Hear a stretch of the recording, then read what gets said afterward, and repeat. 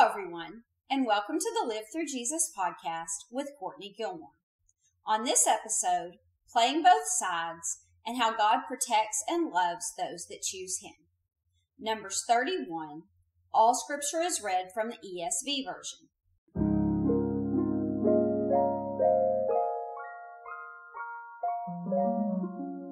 Quickly before we get started, if you're new to Live Through Jesus, make sure you go to livethroughjesus.com and sign up to receive your free 5-week Bible study over Abraham. There you'll also find blog posts that coincide with the teachings on this podcast and social media links, which is another way to keep in touch throughout the week. Okay, let's get started.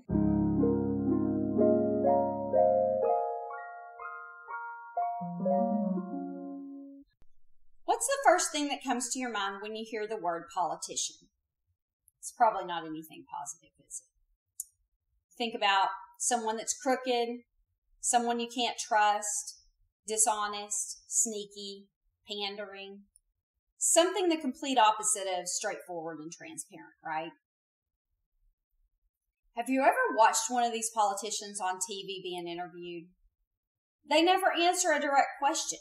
They ask them something and they tell each side a little bit of what they want to hear, but they never say anything that can be used against them, right? In the end, you're just never quite sure where they stand. And no matter which side you're on, no one is really satisfied with their answer. Take this same politician and speak to them privately, and you're fully satisfied. They tell you everything you want to hear. Sound like they completely agree with you. The problem is that they do this to everybody. Every single person that comes into their office, they tell them exactly what they want to hear. And you know that everybody doesn't agree. So then this leaves you wondering, where do they really stand? In the end, whenever action has to be taken, what will they do? Nobody knows, right? And this is why they get all of those labels, because they're always playing both sides of the issue, so you never quite know where they stand. A person like this is much less interested in other people and what they think and what they want than they are for their own gain, right? Everything is about self-preservation and getting the vote, getting what it is that they're seeking and not actually giving you what you're seeking. This kind of person basically stands for nothing, and no one can trust them.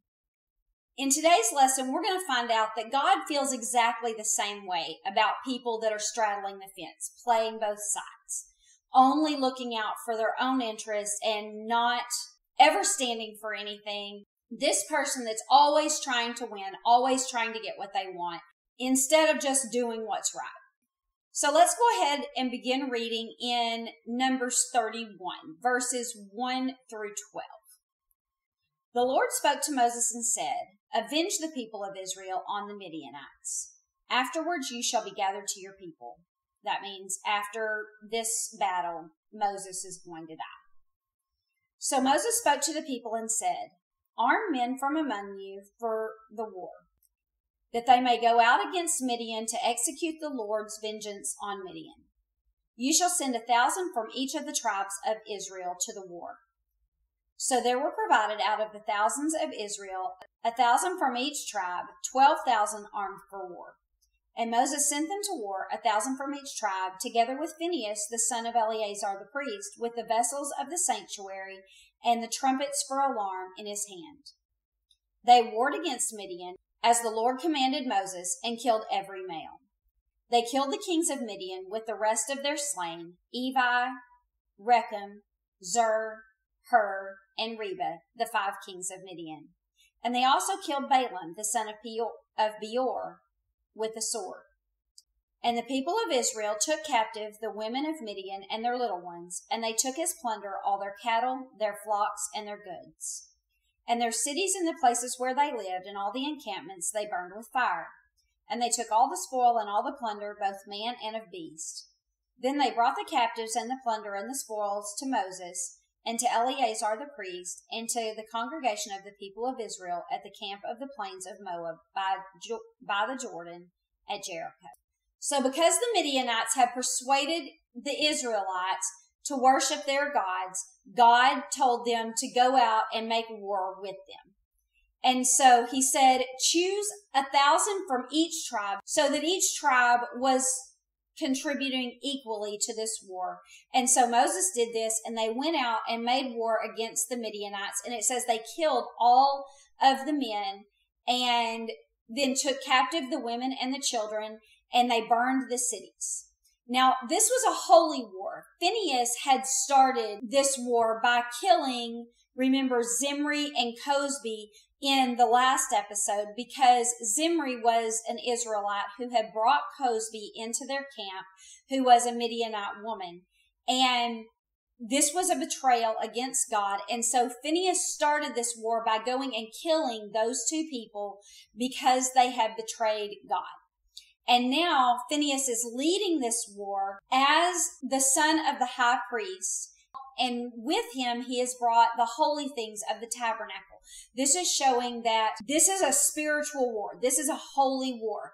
One religion against another. So the son of the high priest is leading this war, and the people are carrying it out on behalf of God against this other religious nation.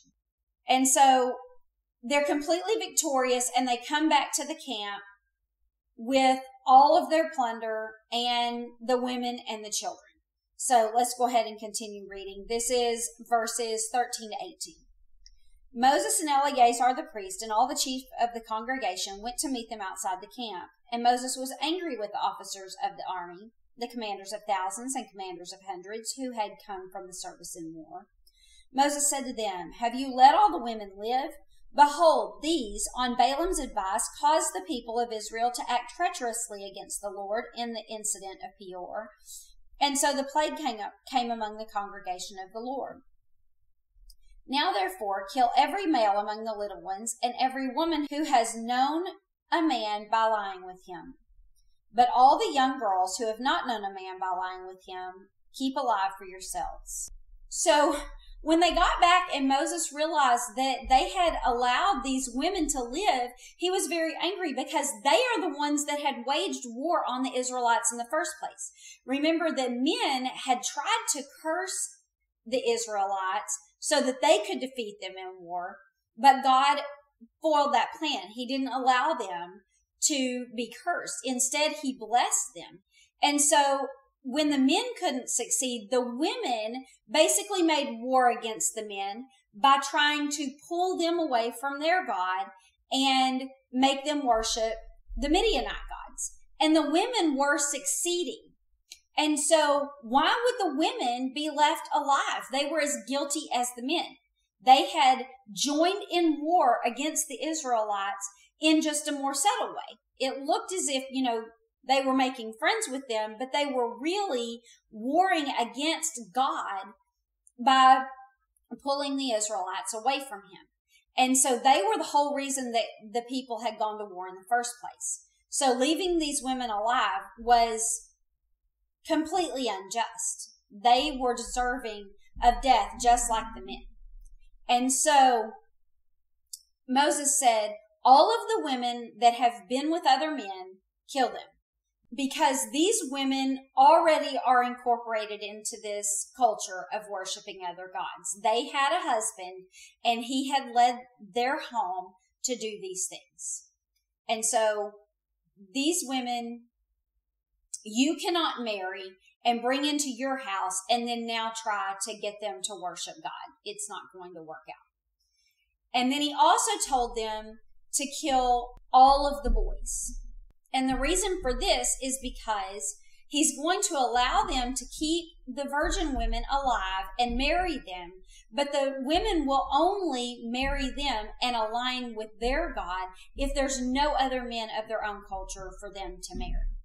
If any of these boys are kept alive, then they would be risking these boys growing up and worshiping their own gods and then marrying these women and having these women worship their gods also. And so it couldn't be allowed for that to happen. So the only people that were allowed to be kept alive would be the virgin women. And that's because as virgins, they're able to be taken into the Israelite men's homes and incorporated into the religion of God. All of this is done to preserve the Israelites as one nation under God. They are supposed to be a holy nation, set apart to the Lord. That's what the word holy technically means, is set apart. And so the Israelites are supposed to be set apart to God, and they can't be that if some of them worship God and some of them worship the Midianite gods. And so all of the people that worship the Midianite gods, or any of the ones that remember this culture and could eventually fall back into worshiping the Midianite gods, had to be killed, so that the nation could be preserved by God, pure and holy, set apart to the Lord. Listen to what it says in Deuteronomy 7:6. For you are a people holy to the Lord your God. The Lord your God has chosen you to be a people for his treasured possession out of all the people who are on the face of the earth. So out of everybody, this set of people was chosen to be God's people. We talked about last week, they belong to him. And so their line had to be pure. So this is just confirmation of why God is asking them to kill all of the boys and all of the women that were not virgins. Now, also in this passage, we learned that Balaam was the one that had persuaded these women to do this. So remember, he was the diviner that had been called by Balak, the king of Moab, to curse the Israelites in the first place. And he looks to be on God's side. We think that he is, because when Balak asked Balaam to curse the Israelites, Balaam said, I can't, because God has forbidden me from doing that. As a matter of fact, he told me that I need to bless the people. And so 4 times he blesses the Israelites. And it seems as though he's doing this because he's obeying the Lord. So you think, okay, he's on God's side. This is a good guy. But it seems that he has stayed now with the Midianites.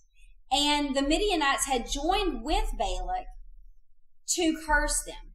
And then in turn, he tells the Midianites, God didn't allow me to curse the people, and you should not go and try to make war against them, because God has blessed them and he's not going to allow you to win in this war. But if you would like to still compromise them, if you want to weaken them, then the best way to do it is not through a curse, but through your women. And so he wasn't on God's side at all. He was playing both sides, like we were talking about this politician who plays both sides. Tells God what he wants to hear. Oh yes, I'll bless these people. I'll say the things you want me to say. And then he goes to the Midianites and he says, oh, but if you want to get what you want, really what you need to do is just tell the women to go over there and pull them away from their God. That's your best bet. And so when he's talking to God, he's saying all the right things. Whenever he's talking to the Midianites, he's saying all the right things. If he was for God, then he should have been against the Midianites. There's no spiritual neutrality. You can't straddle the fence in this situation. You have to choose a side. And it seems obvious that Balaam did not want to do that. But by playing both sides, he had earned himself death, because he really did choose the side of the Midianites. He's staying with these people and advising them. So even though he appeared to choose God's side, he did not. And it's the same with us. God says there's no spiritual neutrality. You cannot straddle the fence. You cannot pretend to be on my side, but really be on another. You can't pretend to be on their side, but really be on mine. You're either for me or you're against me. And that was Balaam's problem. He was acting as if he was on God's side, but he was really playing against him behind the scenes. You can't do that, obviously. So I want to read you 3 verses that reiterate that God does not allow us to play both sides of the situation. Luke 11:23 says, whoever is not with me is against me, and whoever doesn't gather with me scatters. So you have only two choices. You either align yourself with God or you play against Him. And in being for God, we also need to gather other people, bring other people to Him. If we are not bringing other people to Him in some way, then we're pushing them away. James 4:4. You adulterous people, do you not know that friendship with the world is enmity with God? Therefore, whoever wishes to be a friend of the world makes himself an enemy of God. Again, that's what Balaam did. He's trying to be a friend of the world, and he's made himself, in effect, he's made himself an enemy of God. That's what earned him death.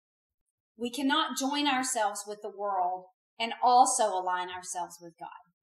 It's not possible. And then Revelation 3:14-16 says, to the angel of the church in Laodicea write, the words of the Amen, the faithful and true witness, the beginning of God's creation. This message is from Jesus. Jesus is the Amen, the faithful and true witness, the beginning of God's creation. And here is his message to the church of Laodicea. I know your works. You are neither cold nor hot.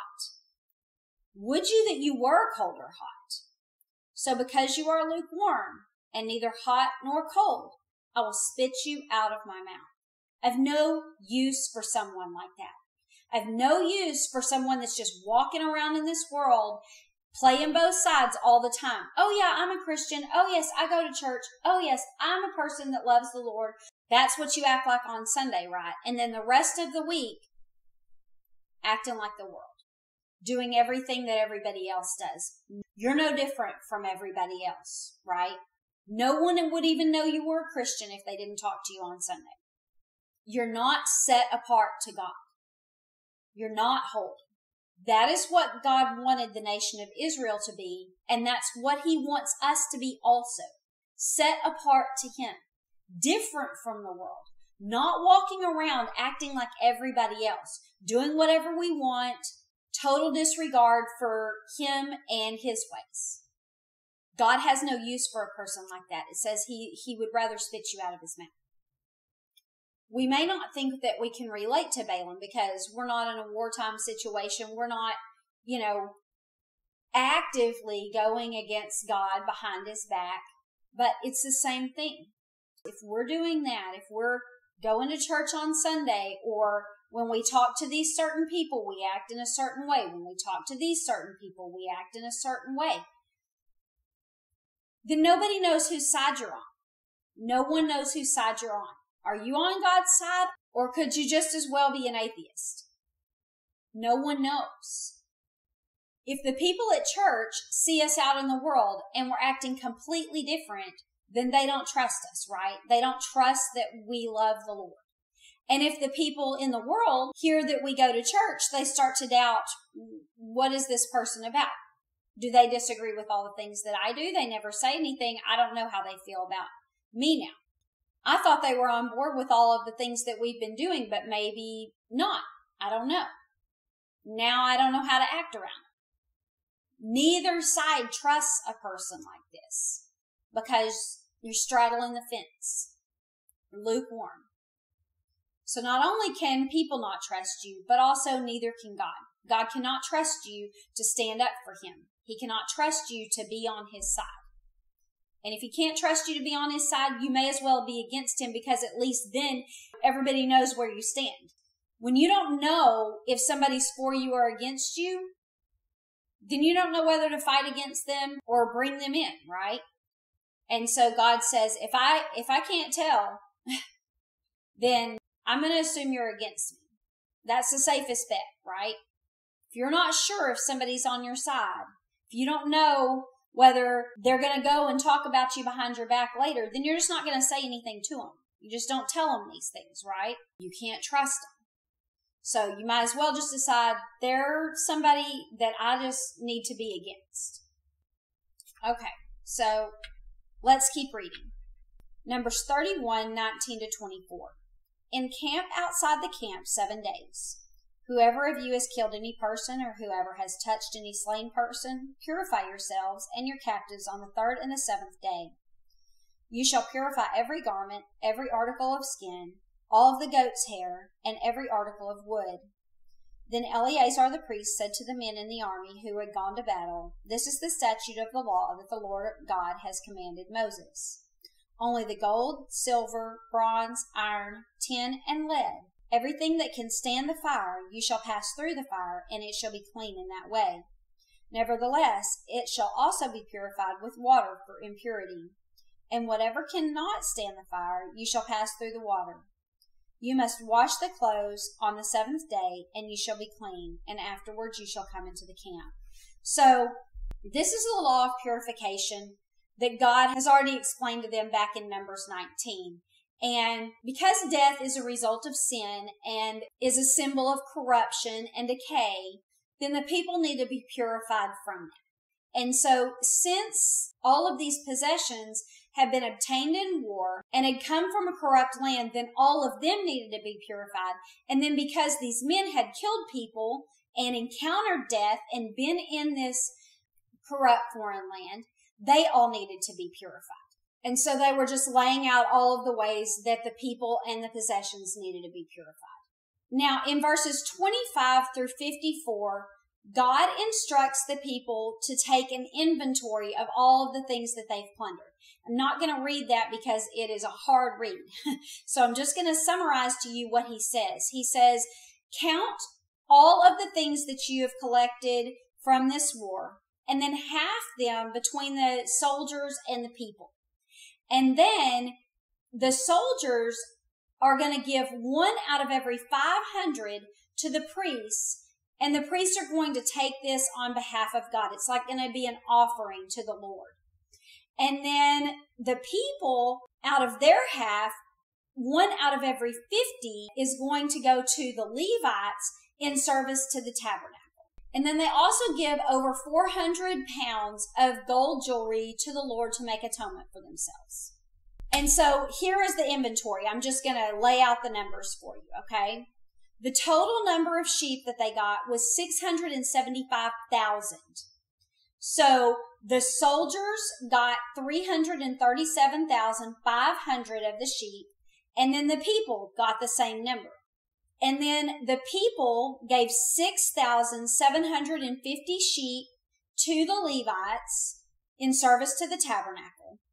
And then the soldiers gave 675 to the priests. Now the total number of cattle was 72,000, each of the two groups getting 36,000.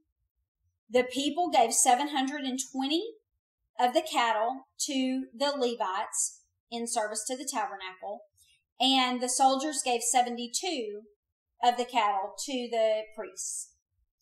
They got 61,000 donkeys. 30,500 is how many the soldiers got and also how many the people got. And then the people gave 610 to the Levites, and the soldiers gave 61 donkeys to the priests. And then the total amount of virgin women was 32,000. So 16,000 of those went to the soldiers, 16,000 of those went to the people. And then the people gave 320 to the Levites, and the soldiers gave 32 to the priests. So, as you can see, they got a lot from the Midianites. Now, I'm going to read just verses 48 and 49 from that passage. I summarized the whole passage, but I want to read you 48 and 49. And it says, Then the officers who were over the thousands of the army, the commanders of thousands and hundreds, came near to Moses and said, Your servants have counted the men of war who are under our command, and there is not one man missing from us. So the total amount of virgin women was 32,000. And then do you remember how many soldiers were sent into battle? How many Israelite soldiers were sent into battle? Only 12,000. So there were 20,000 more virgin women than there were even soldiers. That was just virgin women, not all the women. And so how many men could there have been that these 12,000 men killed? Had to have been a lot. more of the Midianite men than there were of these 12,000 Israelite men. And yet, not one of the Israelite men died, and all of the Midianite men died. You think that the Israelites are just that good of soldiers? Or the Midianites are just that inept? The odds of that are huge, right? That just doesn't happen.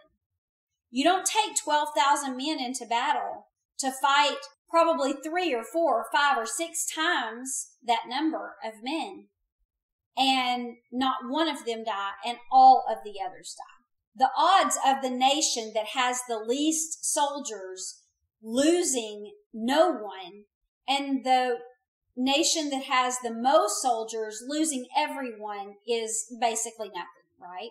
So this was a miraculous thing. God is the one who did this. This is why the Moabites didn't want to go to war with the Israelites in the first place, because they knew what God was able to do. And now the Israelites know it too. Now they're looking at their numbers and they're seeing not one single person lost their life in this battle. God miraculously protected us because, why? Because they're on God's side, right? And all of those that were not on God's side died. This is not a coincidence. Even within the Israelite community, those that go against God, the ones that were worshiping other gods, God went against them too. And then all of those that were for him, that fought for him, he preserved. So this shows us that if we choose God, if we are on his side, then he protects us, he cares for us, he loves us, and he brings us victory. But if we are against him, then we can expect the opposite. That politician plays both sides because he wants to win, right? He wants everyone to vote for him. But God says, you can't play both sides. If they vote for you, then I'm voting against you. But if I vote for you, you win, right? God takes care of the ones that align themselves with him. When we separate ourselves from the world and join ourselves to him, then we've joined the right side. So we're just going to end with a few verses that talk about that.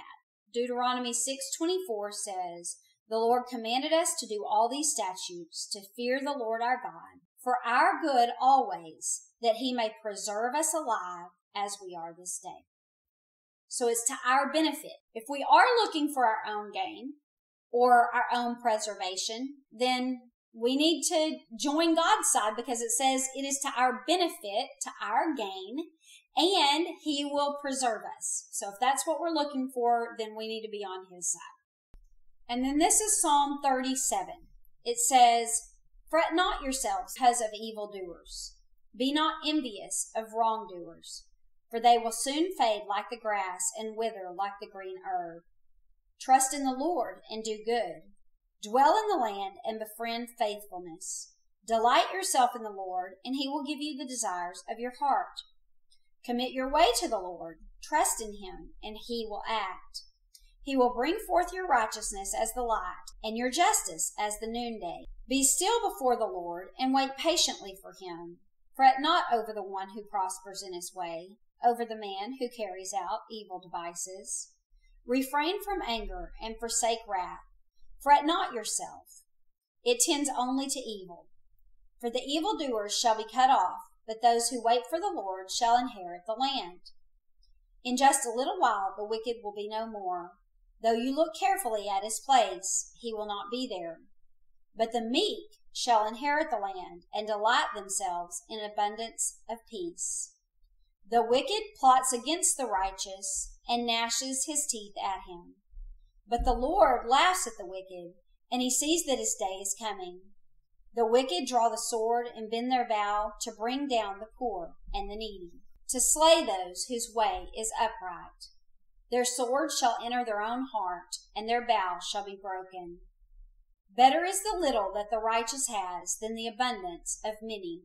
For the arms of the wicked shall be broken, but the Lord upholds the righteous. The Lord knows the days of the blameless, and their heritage will remain forever. They are not put to shame in evil days. In the days of famine they have abundance. But the wicked will perish. The enemies of the Lord are like the glory of pastures. They vanish. Like smoke they vanish away. The wicked borrows, but doesn't pay back. But the righteous is generous and gives. For those blessed by the Lord shall inherit the land, but those cursed by him shall be cut off. The steps of the man are established by the Lord, when he delights in his way. Though he fall, he shall not be cast headlong, for the Lord upholds his hand. I have been young, and now I am old, yet I have not seen the righteous forsaken, or his children beg for bread. He is ever lending generously, and his children become a blessing. Turn away from evil, and do good, so shall you dwell forever. For the Lord loves justice. He will not forsake his saints. They are preserved forever, but the children of the wicked shall be cut off. The righteous shall inherit the land and dwell upon it forever.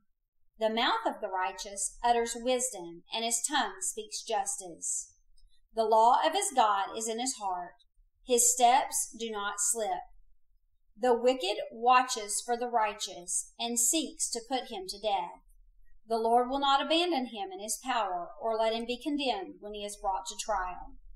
Wait for the Lord and keep his way, and he will exalt you to inherit the land. You will look on when the wicked are cut off. I have seen a wicked, ruthless man spreading himself like a green laurel tree. But he passed away, and behold, he was no more. Therefore I sought him, but he couldn't be found.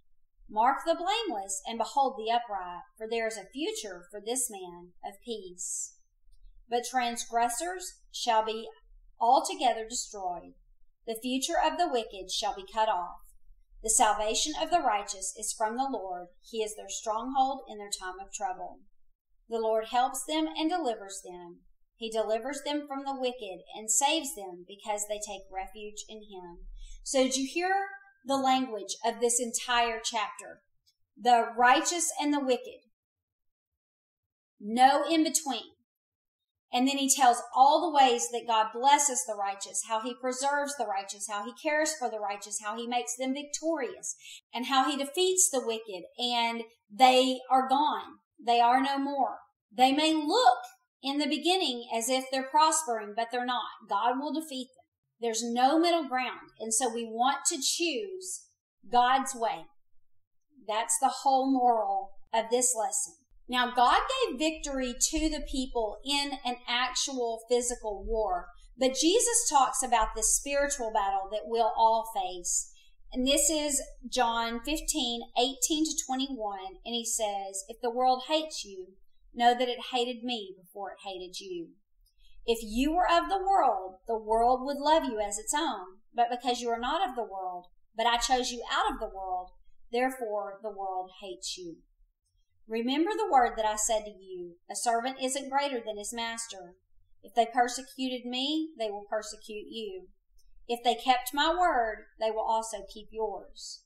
But all these things they will do to you on account of my name, because they don't know him who sent me."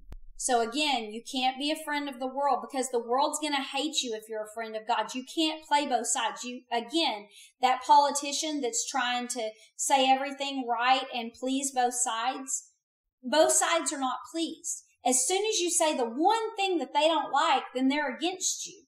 And that is the way it will be with the world, Jesus says. If you talk about me, if you act in the ways that please me and show people that you are on my side, then they're going to be against you. That is the way it's going to be. And so you just have to be prepared for that. But no, they were against me too. And all of this is okay because you are aligning yourself with the right person. You're not going to be able to please both sides. Even the politicians do not do that. And so Jesus says, if you will align yourselves with me, even though the world hates you, God is going to help you. So listen to what he tells the disciples in John 17:11-18. I am no longer in the world, but they are in the world, and I am coming to you. Holy Father, keep them in your name, which you have given me, that they may be one, even as we are one. While I was with them, I kept them in your name, which you have given to me. I have guarded them, and not one of them has been lost except for the son of destruction, that the scriptures might be fulfilled. So that's talking about Judas, the one that betrayed him. But now I am coming to you, and these things I speak to the world, that they may have my joy fulfilled in themselves. I have given them your word, and the world has hated them because they are not of the world, just as I am not of the world. I do not ask that you take them out of this world, but that you keep them from the evil one. They are not of the world, just as I am not of the world. Sanctify them in the truth. Your word is truth. As you sent me into the world, so I have sent them into the world. So Jesus is asking God, give them victory because they have aligned themselves with you. Don't allow the world to defeat them. God is always on our side if we are aligning ourselves with him. Last verse, Romans 12:2. Do not be conformed to this world, but be transformed by the renewing of your mind, that by testing you may discern what is the will of God, what is good and acceptable and perfect. So, don't let yourself be conformed to this world.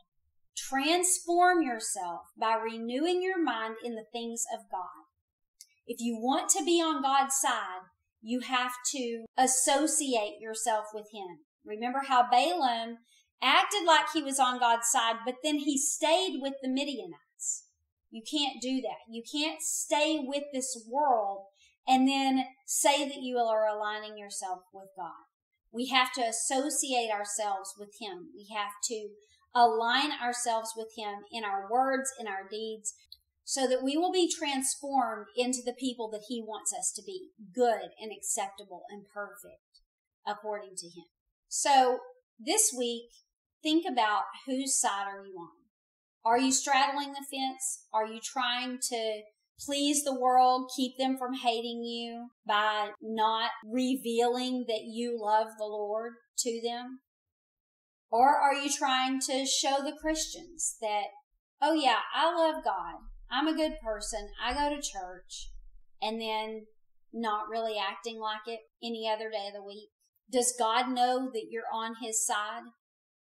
Do the people of this world know that you are on God's side, or are you afraid to tell them?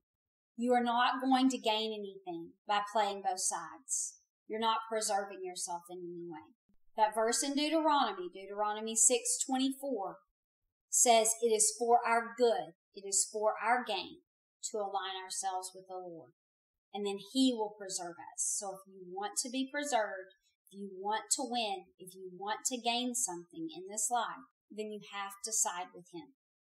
Choose him, and he will choose you. Set yourself apart to be one of his people, and then he'll fight for you all day long. So that's all we have today. Next week, we're going to end Numbers. We're going to stop talking about Numbers, and we'll be moving into Deuteronomy beginning in January. So the last lesson we will do is over the inheritance of the Israelites, what the people will get because they've aligned themselves with him. So make sure you subscribe so you don't miss that episode. If you haven't already, go to my website, livethroughjesus.com, and get your free Bible study there. And then also look around at all the blog posts. And then join me at Live Through Jesus on your social media so that you can see some of the things that I post throughout the week. Thanks, and have a good day.